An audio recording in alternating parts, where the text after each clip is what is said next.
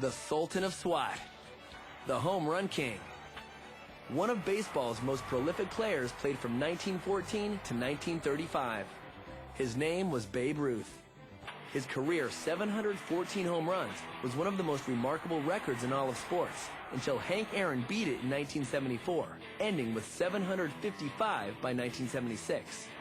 Baseball fans like to pay close attention to career home runs, as well as how many a player hits in one year.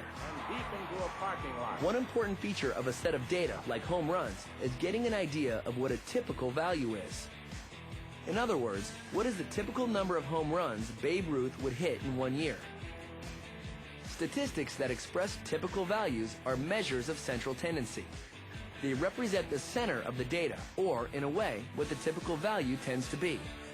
The most commonly used measures of central tendency are the mean, the median, and the mode. Let's consider Babe Ruth's yearly numbers of home runs in the last decade of his career. The mean is often referred to as the average value of a data set. To calculate the mean, start by adding all the values, then divide by the number of values.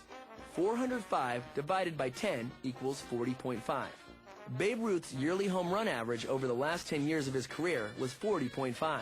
That is, if the same number of homers from those 10 years were spread out evenly over those years, the Babe would have hit about 40.5 each year.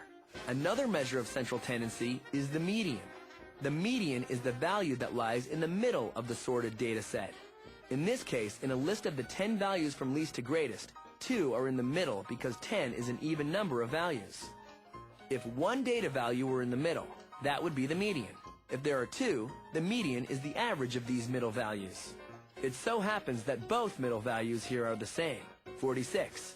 So, the median is 46. That indicates that in any of these years, the Babe was equally likely to hit more than 46 home runs as he was to hit less than 46. A third measure of central tendency is the mode. The mode is the value that occurs most often in a data set.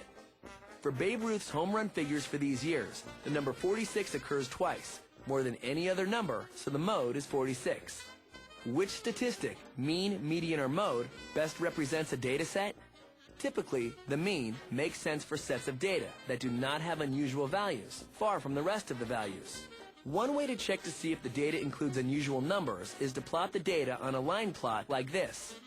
Notice that Babe Ruth's home run totals during his last 10 years include some values relatively far from the others. The lowest value is a 6, Ruth's last year's total, much less than all the other values. This is an outlier. An outlier is a value that differs greatly from the rest of the values. 22, Ruth's second to last year's total, is also unusually low. You can see from the line plot that the mode and median, 46, look typical for most of the data. The mean is 40.5, which is further to the left because the unusually low values have an influence on it. Picking which measure of central tendency to use may depend partly on whether it's appropriate for any outliers to have an influence.